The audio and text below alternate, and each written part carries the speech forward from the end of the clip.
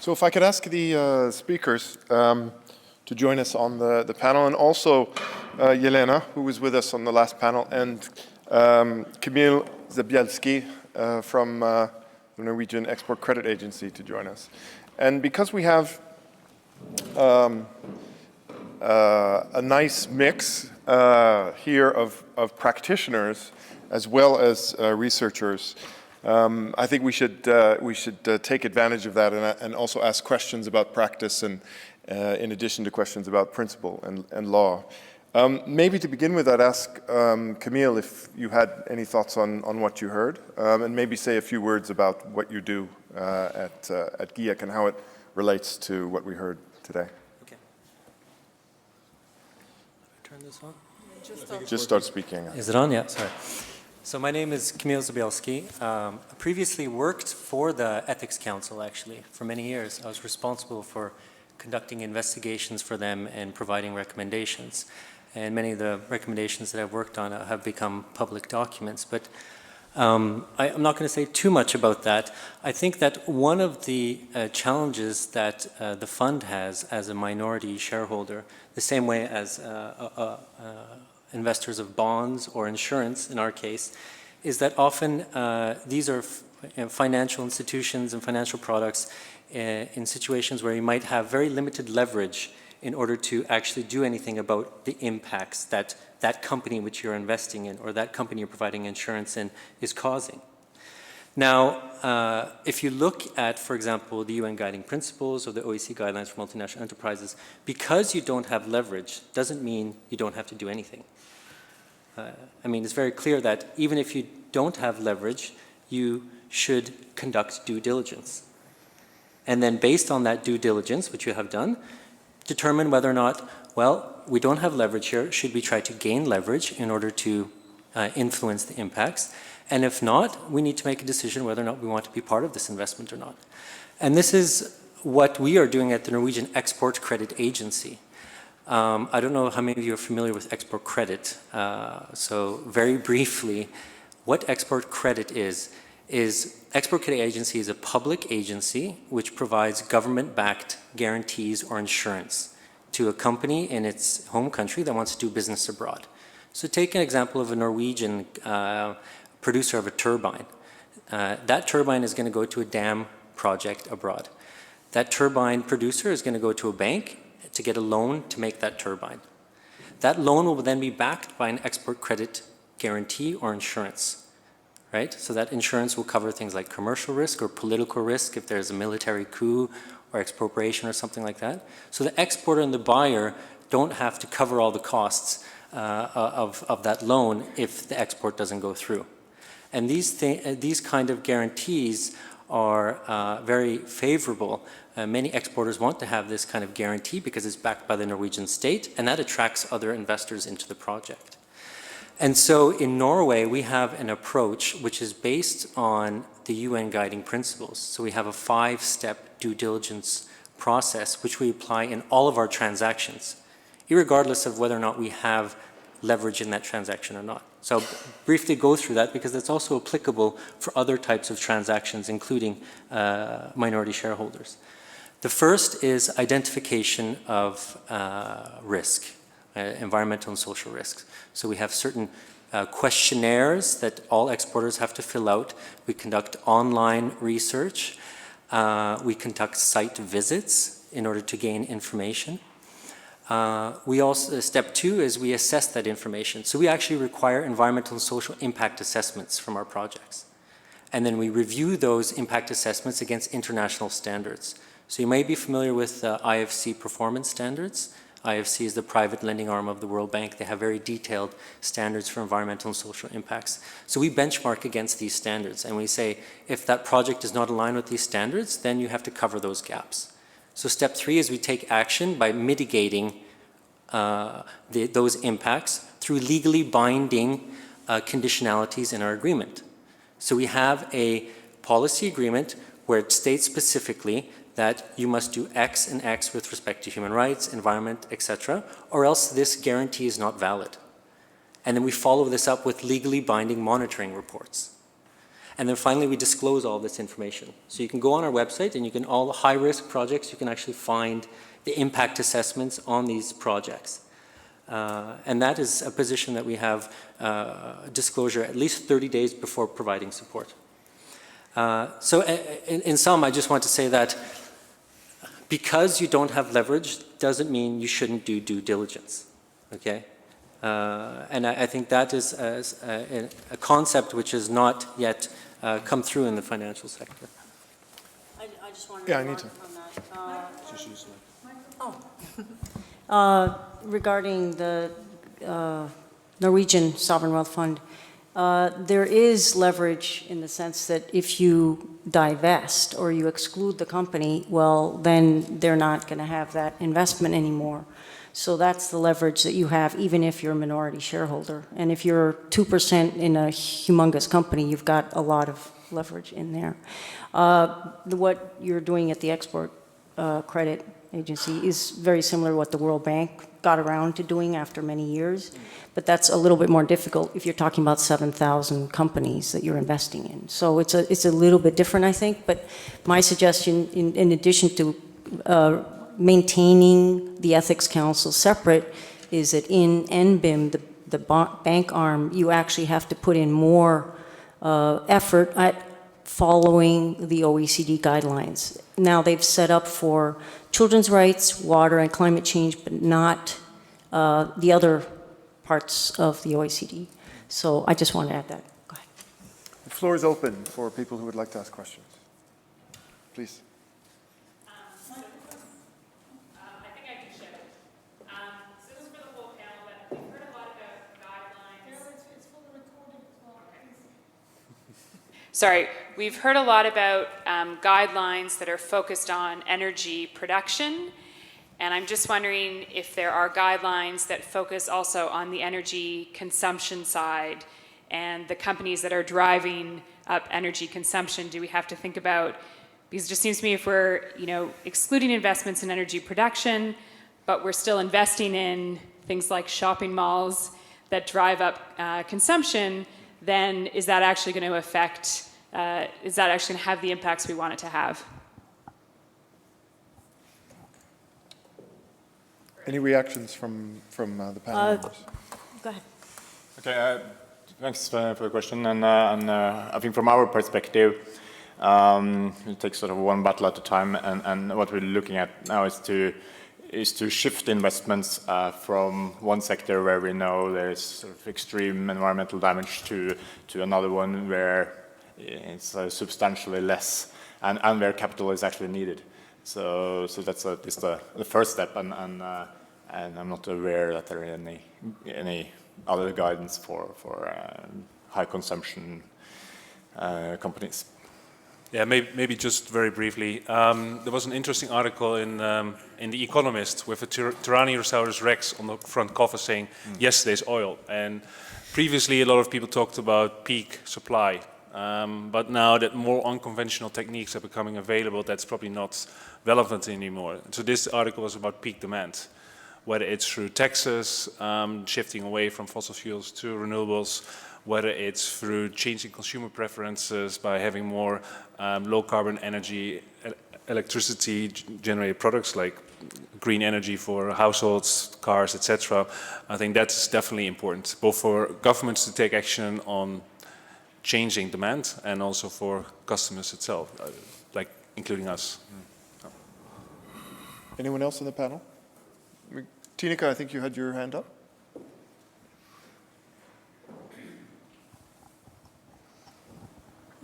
Thank you. I have a question for Ivo.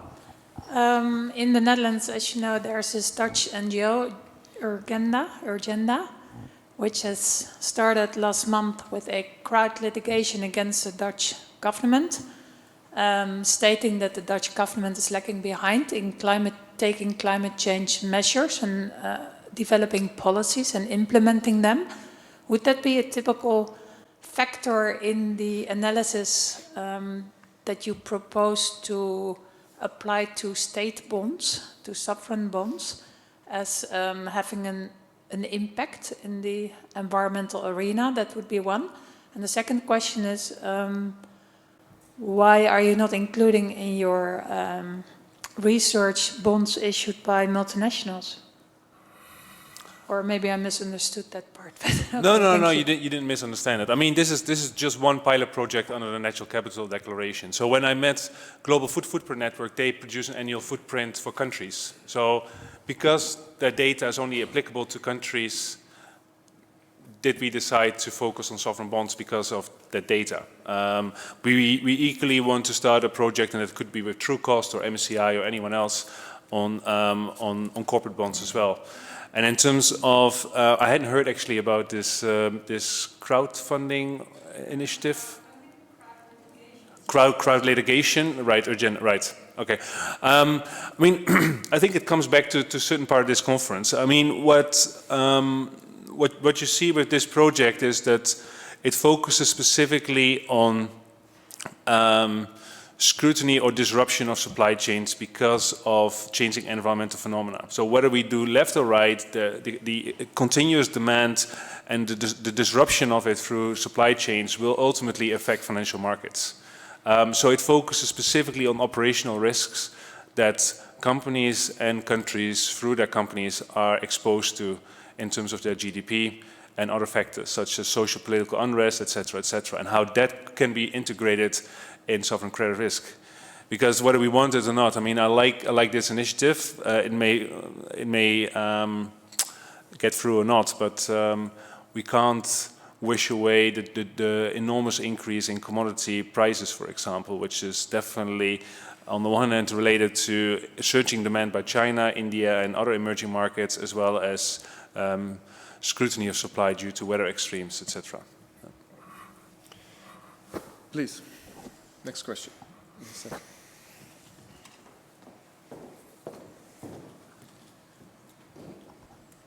Thank you. Two questions on the Norwegian oil fund.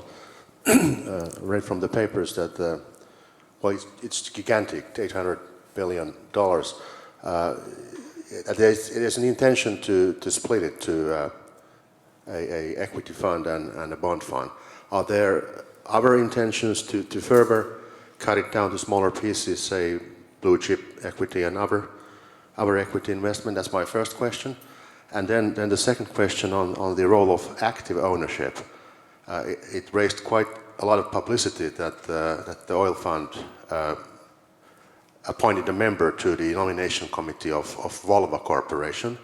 I see that as a very small step as an active owner, taking into account the huge size of the fund. Are there other plans to increase the level of activity, say for instance, referring to Janet Dine's speech yesterday, to require more information from the multinational enterprises on their activities in the world?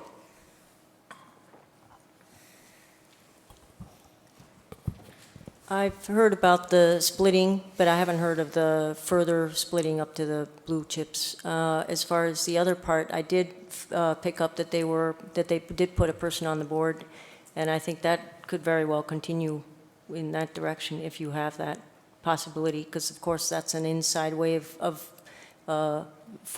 informal engagement with the companies, and that would be more formal, essentially.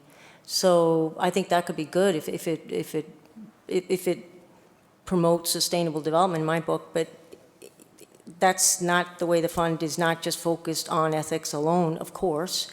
So it's looking at financial issues too, I'm sure, like any board member would in these companies. So my piece on that would be that, of course, they should also look at the sustainable development part. So that'll be interesting to see how that evolves. Next on my list is Andrew.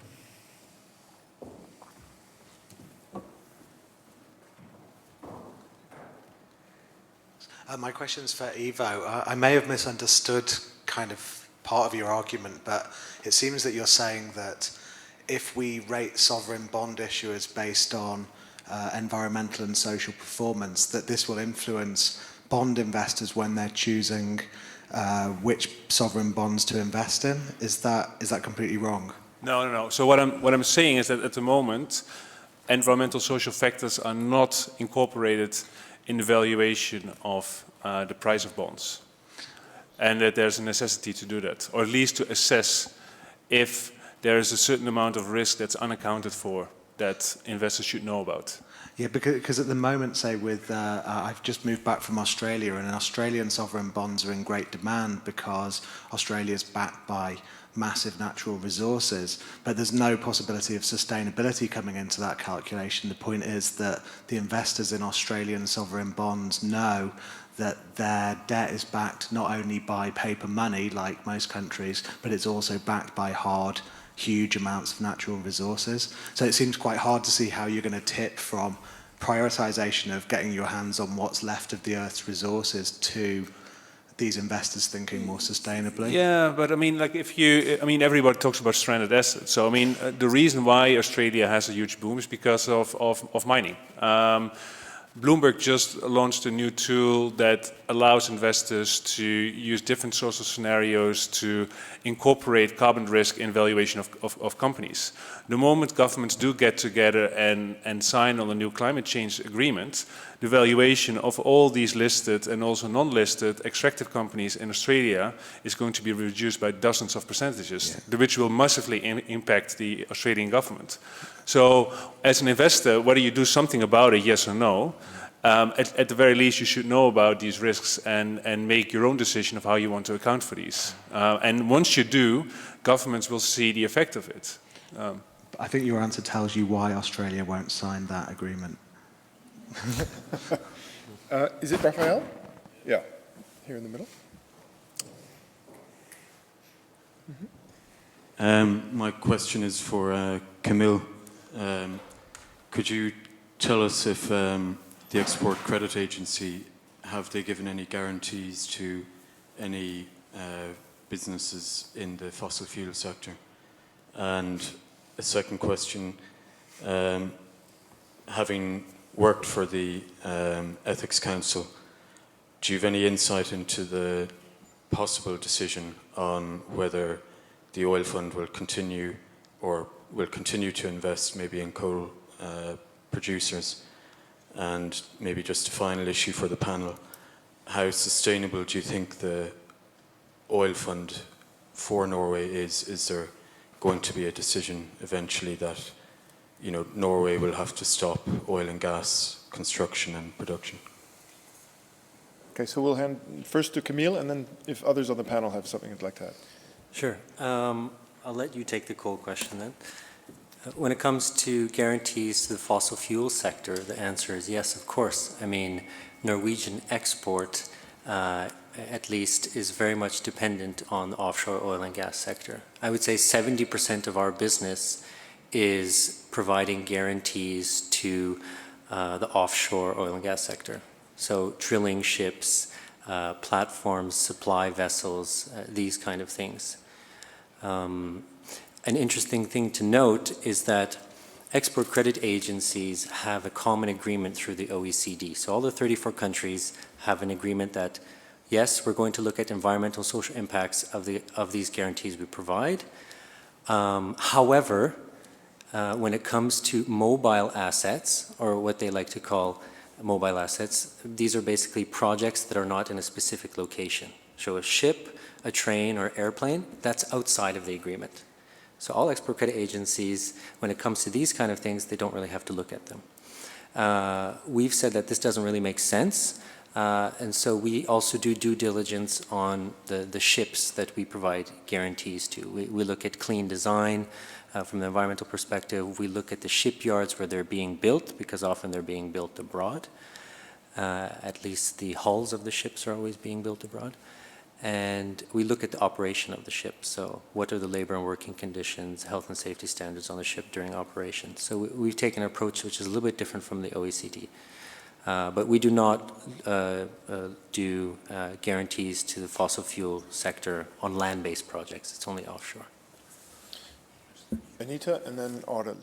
Yes, that gives me the opportunity to get round to when I made my presentation and ran out of time. When I said that it changed its name to the pension fund, that was aimed at that we're looking for, in the future, it'll be so expensive with the social welfare that we have to have a way of funding that, so that's the money's going there. So we're not just going to think oil. However, I think that is wonderful because then it's not called oil fund, it's a pension fund. And then you can start moving away from oil because we have to move away from oil. We heard the speaker yesterday. We're not talking about the next century, we're talking about now. In the 2 degrees, many will say, we're past it, it's over, so what are we doing all this for anyway if it's all gonna go the wrong way? I think we still have to hope that we can pull something together, even if the international negotiations haven't gone so well on climate change. So the fund being a universal investor, and the whole point of the fund was to have us be able to stabilize the economy instead of bringing it all in and then disrupting the economy. When the HSBC Bank actually came out and said that the investments in oil are going to go downhill because of taking then regulations on climate change accordance with the climate negotiations eventually, right? Then those oil stocks will not be worth very much. So obviously we have to get out of oil, and it's kind of hypocritical to get your investments in oil companies out and then not stop producing oil when you're one of the ones who has the big impact on that front. Even if we're not using it in Norway, we're exporting it. So I think it's hugely important we have to get out of oil. I'm not speaking for the government, I'm not the Norwegian government, but I can say that I think there's a big move and a lot of people are worried about this. So this is the way it has to go. I'm not saying it's going to happen tomorrow, but at least we can start talking about that this is the plan down the road. I think that would be a good idea. And call it a pension fund, it's fine. Audel. Yeah, I agree, that's a good idea. But a couple of additional points. One thing is it's important to be aware of that the mandate of the fund is a political decision. I mean, it's the Ministry of Finance doing their best to keep discussions on the fund outside the political debate. But that's their way of maintaining their business as usual approach to it. But it's a political issue, and if you want to change the mandate on the issues that I addressed earlier, it's something that the politicians should do. And just to comment to the GIEC investments in or support for fossil fuels, it's a bit of a paradox actually, among many Norwegian paradoxes, that Norway recently joined the club of those who said that our development aid funding will not go to fossil fuels. So, and we will not support the poorest countries in developing their fossil fuel reserves, but we will still allow rich countries to develop their reserves and back that with financial guarantees. I'm going to because we're tight on time, we have 2 more questions on my list, and then I'll come back to the panel for very brief comments if you have any. Beata first. Okay. Did you have?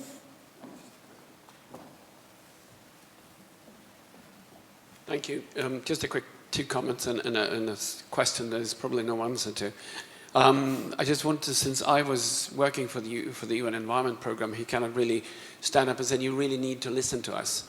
So I can say that UN Environment Programme is the only part of the international community working on green economy on that side. So, you know, World Bank has dropped it. They say they haven't, but they have, in fact, and the rest of the financial institutions have dropped it, and the governments don't want it. And so UNEP is the only one, so we need to support it, and we need to take in what he says and what the rest of the UN Environment Programme does on the green economy. So that's one point. The other point is that I'm fascinated by the fact that the Norwegian Pension Fund does internet research to see if the companies are worthy of being invested in. So that talks about the necessity of good reporting. I mean, referring to our earlier discussion. My question is, and Ivo, you brought it up, you said Norway was the only country now with a AAA rating. Pardon? The 4 European countries. Whatever. Why do private companies give the ratings to governments? I don't understand. We try to have a move to get international organizations, neutral organizations, to do the triple rating or whatever they're called. And economists at the Rio conference laughed at us and said, it's always been like that. Well, we said, IBM laughed at the prognosis on internet. They lost their job. Well, I mean, I can comment on that, but I mean, from my own work perspective, I find it more interesting to work with the companies that currently control bond markets than trying to question their validity or say that they need to be in public hands. I guess that's also a debate within Europe, given that two of the biggest rating agencies, Moody's and Standard & Poor's, are American-based. That Europe said, especially after the downgrades, we need a European credit rating agency. But that's, yeah. Perhaps you guys can take this in during the coffee break. Yelena, did you want it's fine. to? No? Were there other comments? I can do it offline. No, it's fine. Were there other comments from the panel to finish off? No? Well then, yeah, I'll make a quick comment. When it comes to the financial sector, I see, at least with respect to insurance and guarantees and other types of transactions which we are involved in, there is a need for further work on developing methodologies and tools in order to do this in practice. There's lots of fine discussions about, doing human rights and environmental due diligence by financial institutions, but in practice, there's not so many that are actually doing it. We don't have much leverage. In our case, we are providing insurance to a bank, which is giving a loan to an exporter, which is then delivering a small product to a much larger project. There's human rights impacts by the project developer or a contractor that is building the pipeline. What can we require of that third-party contractor if they're involved in human rights impacts? It has to be reasonable, and we need to have systems in place in order to be able to do that due diligence and make informed decisions. So I would encourage academia also to look at that because this is an area which needs increased attention. Very briefly, just a final. I mean, I work a lot of NGOs, and over the last years they have found the ways to financial institutions like P2GM increasingly, and it's always like financial institutions should stop financing coal or they should stop deforesting, etc. Whereas effectively what finance does, especially a pension fund, is making sure that we have money after we retire. So I think what I would encourage the audience to think about is to, whether it's from a legal perspective or a purely environmental perspective, is to look more thoroughly about the connections between environmental and social issues and how they can affect the performance or the risk of